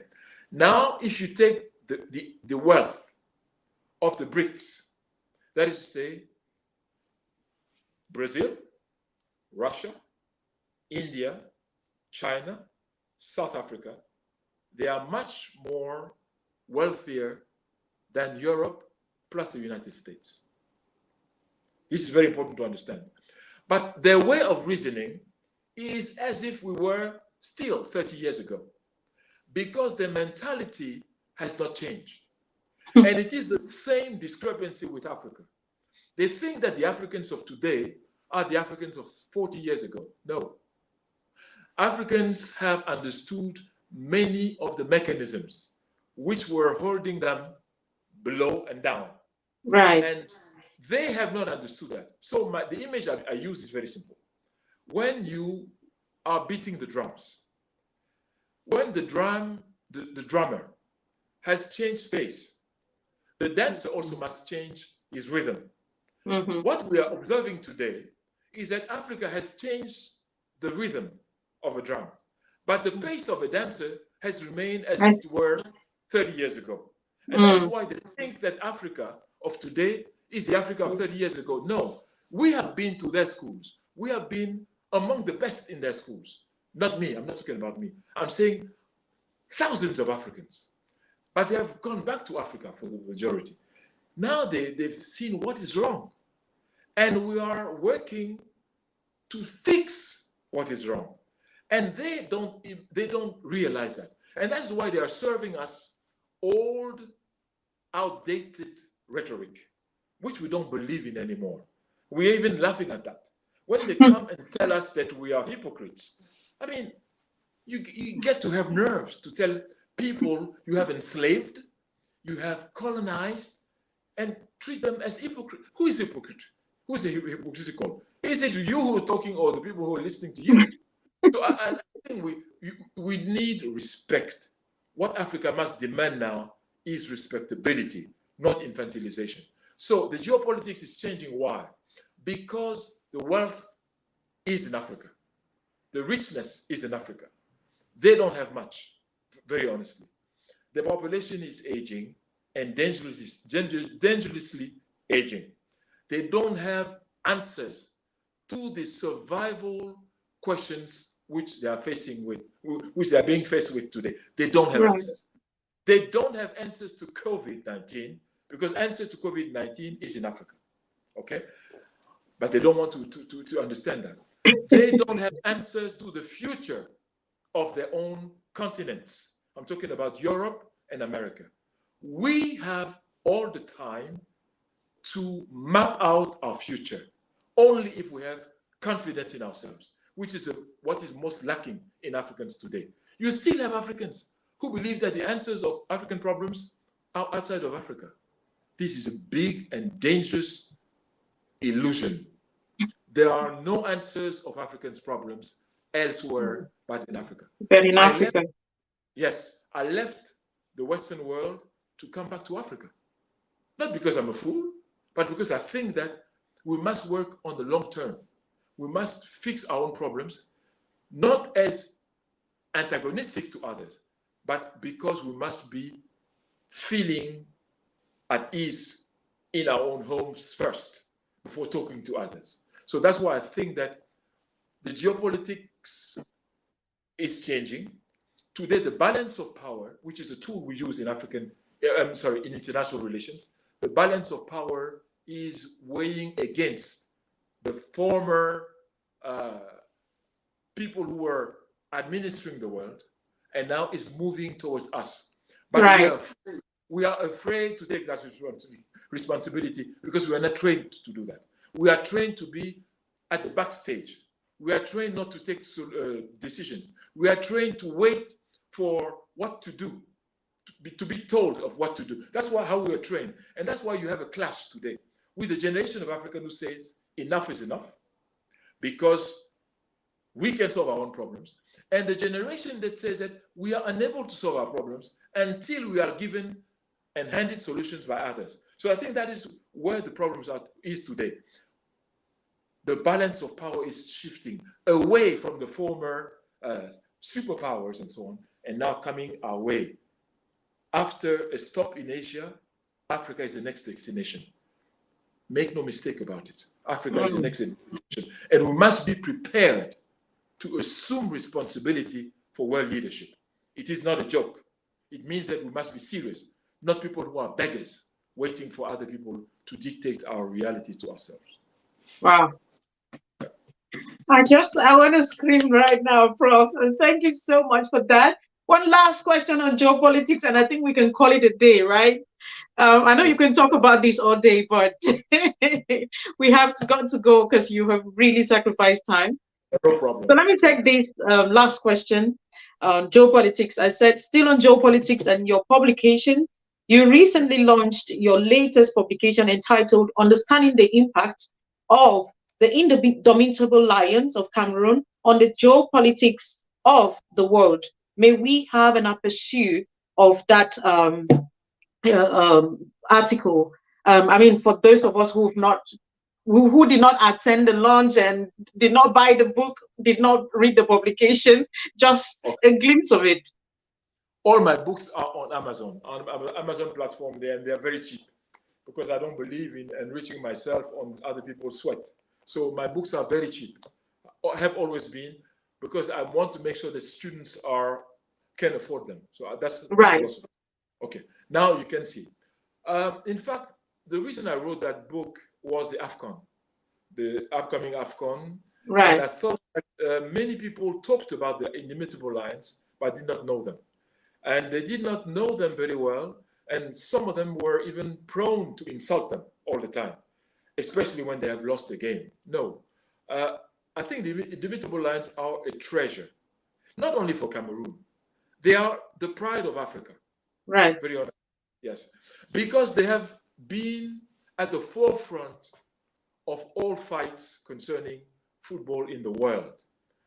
The inimitable lions are a world-class label. They're not only a Cameroon label. So I think that we must know what they have done, what the records they have broken. And they have broken so many records in their 50-year existence. They were created in 1972, okay, as inimitable lions, and they are still there today. I think there are very few national teams that have remained at that level for half a century. Right. Maybe except Brazil, maybe. But the inimitable lions are therefore another diplomatic tool for Africa and for Cameroon. So you have few events in the world that are attended by 4 billion people at the same time. No event in the world is attended in that magnitude. So what do we do to put forward our cause as Africans, as Cameroonians, when they play? What kind of message do we send to the entire world? And so on. This needs serious preparation, serious thinking. We cannot continue to go and improvise. No. For instance, when the inimitable lions have won a game at the World Cup, any game, we can impose that a Cameroonian artist song be played just after that. It will be heard by 4 billion people. Can you imagine the kind of audience and the kind of revenues that musician will have around the world, just because we thought about imposing that? We say, okay, in case we win, we want this song to be played. And that is negotiable, of course. So we don't think about these things. We don't think about that. And Africans like to play as they learn, because this is our tradition. Our tradition, for us, learning is not work, it is play. So we can take that into the field. Why not educate the Africans while they are watching football games or while they are watching other kinds of games, basketball? That's where we can infuse some thoughts, some knowledge, because people are already there. We don't need to go and get them somewhere. They're already there. So I'm saying that we can transform our reality by thinking through.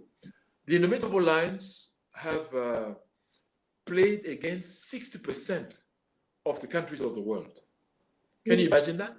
Yes. So these statistics are amazing, but they've done it. They have never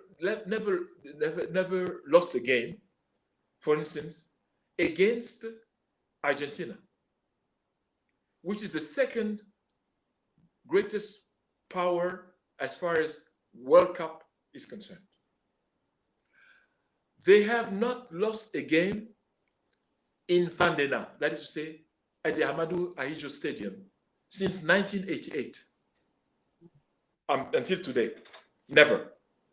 So when they were doing the last game in the AFCON, where they were beaten 76 minutes into the game, only remaining a few minutes, one of the journalists said that they will not lose this game. We were 3 goals down. I myself said, this man must come out of the moon because I don't see how what he's saying could be true. And he said, the Inimitable Lions have never lost a game in Fandena. That is to say, at the Amadou Hejo Stadium since 1988. So he doesn't see how that will be the case today. And he was right. Wow. So there are things which are like that. I don't know whether it is our ancestors, I don't know what, but anyway, there is something. There is something. So we must get to know them better. They have the quickest reply in World Cup history in 1982, for instance. 60 seconds. When the future winner played against them, 60 seconds. Only to cross the field in 60 seconds is already a feast. But scoring a goal after 60 seconds is unmatched, and they did it. I have so many stories in that book to show that they are an exceptional team. I'm not saying that they are the only ones, but they are an exceptional team, really. So we need to pay tribute to them and to see that how any Cameroonian who goes anywhere, they ask you whether you are the brother of or the son of Reggie Miller. That's what they will ask you first. Anywhere in the world. I don't know if there's a Cameroonian who has not experienced that. All of us have. So we must pay tribute to them rather than insult them and always say things which are not very positive about them. It's not good. Wow, Prof. That's massive. If you want to have more of these insightful conversations, Prof has all of his publications and books on Amazon. You said, Prof? Yes, on Amazon. Yes. Right, and it says it's very affordable. When they buy them, they can make comments also. We don't make comments on books. I would really invite your audience, once they have bought the book, I say it's less than $9, £9, really, less than that. Make a comment. It always helps for the positioning of a book. Always. Right. I have a Facebook page which has 31,000 subscribers. I hope that we can double it today. I hope so. Right. You are all invited to go to it. And also I have my YouTube, which has been conceived as an alternative amphitheater. Okay. My YouTube, where my conferences around the world, my conferences in Cameroon, my conferences which are on topical issues, they are there. So if you want to continue discussion with me, you can go to my my Facebook, my Amazon, and also my YouTube. We can continue discussion there. I would be more than delighted. Ooh, Prof. I really don't want this interview to come to an end. Remember, we had plans of having just an hour. Now we've been here 2 hours, and it feels like, we should go ahead. I want to thank the viewers who have stayed true to this moment. Come on, guys, pump hearts for Prof. Come on, send some stars for Prof. Pump him hearts. I mean, he's filled us today with a plethora of knowledge and wisdom. So we want to appreciate him. I see your comments. I cannot project them. There's a lot of, many questions in the comment section for you, Prof. Hopefully we can have you again someday. I just want to say something maybe before we close. Is that yes. Sorry, Prof. I just wanted them to round up with them. You're going to give us your final word. Yes. So all of you in the comments, please share this video, and as much as we've come to the end, you still can share it. People will have to watch it. A lot of people, matter of fact, the entire Cameroon has to watch this video. Prof has been talking a lot, and it doesn't just suffice that we sit and watch and learn and don't share to others. Please do that. I see all the comments. Prof cannot take them today. We would look for more time and talk about a lot of your concerns that you're raising. And just about time for Prof to give his final word. Okay, Prof, we are happy to have you. Final word for ICT, for Africa, for Cameroon. In fact, I need the final word for Daily TV even. Okay, sure. I must congratulate Daily TV first, because you've been very professional since the preparation of this program. You've shown us your real professionalism, and I want to congratulate you and support you in what you are doing. I think ICT would be very willing to partner with you, I'm sure. Now, I want to, yes, you deserve it. Now, I want to say that I am not naive. I am not someone who does not know that in Africa there's a lot of pain, there are a lot of problems, there are a lot of challenges, for sure. But my viewpoint is that we cannot construct the future on the basis of negativity. No continent has moved forward by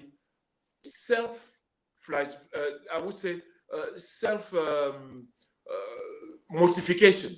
No, I have chosen deliberately to show what works in Africa. Right. I have chosen to focus on the possibilities of an African which is not only emerging, but really a world power. I have chosen deliberately to look for ways to design that path rather than just hope and dream. And I think that there are many others who have written on the wrong Africa, the bad Africa, the negative Africa. It is their choice, okay?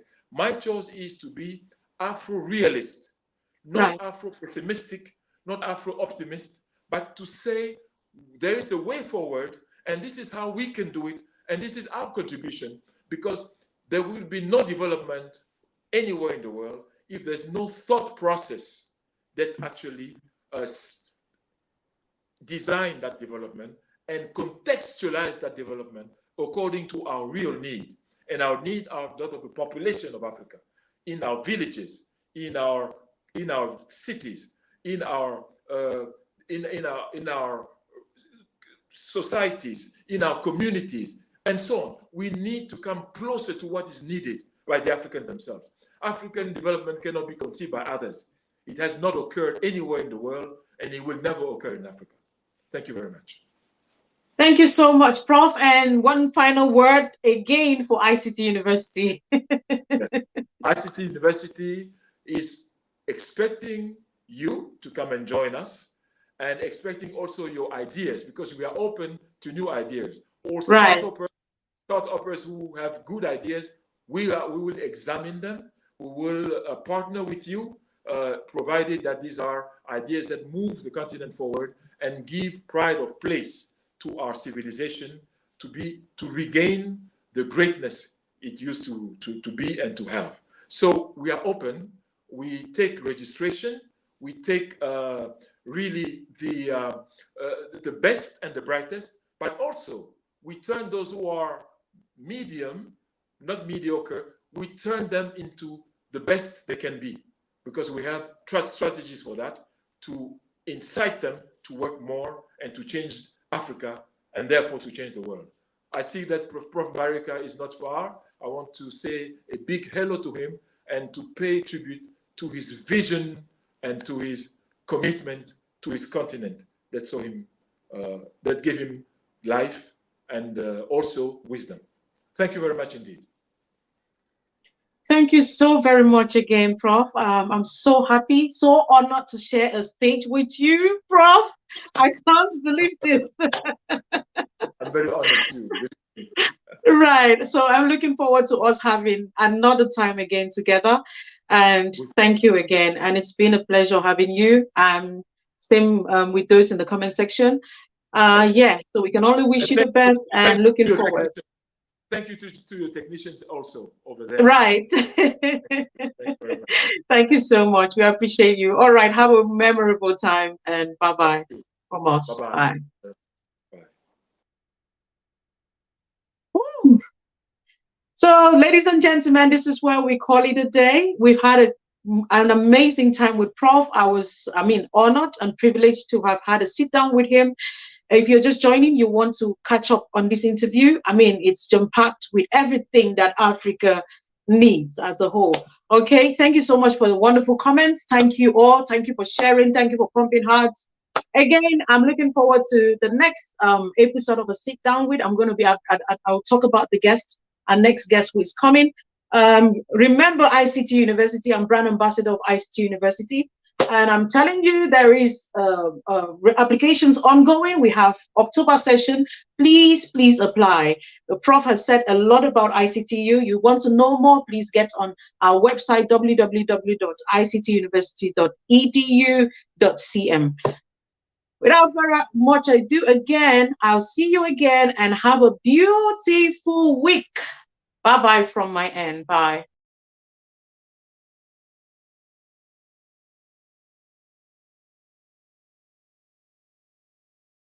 ICT country people university. Make we hear, una get the spots. The 21st century is a century for ICT. You need a tool such as ICT to reach so many places. Apply now and study ICT, Science of Education, Business Management, and many more at the ICT-UNIVERSITY. I can remember having my first company on paper at ICT-UNIVERSITY during my Entrepreneurship 101 course. We have lectures online and on-site, permitting us to connect with other students all over the world. The ICT-UNIVERSITY recently received the Guardian Post Award for Best University in the sub-region. Artificial intelligence is all around us. From self-driving cars and drones to virtual assistants and software that can guide you when moving from one city to another in Cameroon. Apply now. American-style studies right here. Now, country people, the ICT University for Yaoundé, so now the best for Central African sub-region, my country people. Now, Professor Jean-Emmanuel PONDI that win a big organ for the university. And one salute Professor Victor Mbarika. Country people with this wonderful initiative where they don't bring them inside Cameroon. When I don't get for go for one man country again for go study business management, study wonderful technology and a lot of other things and way.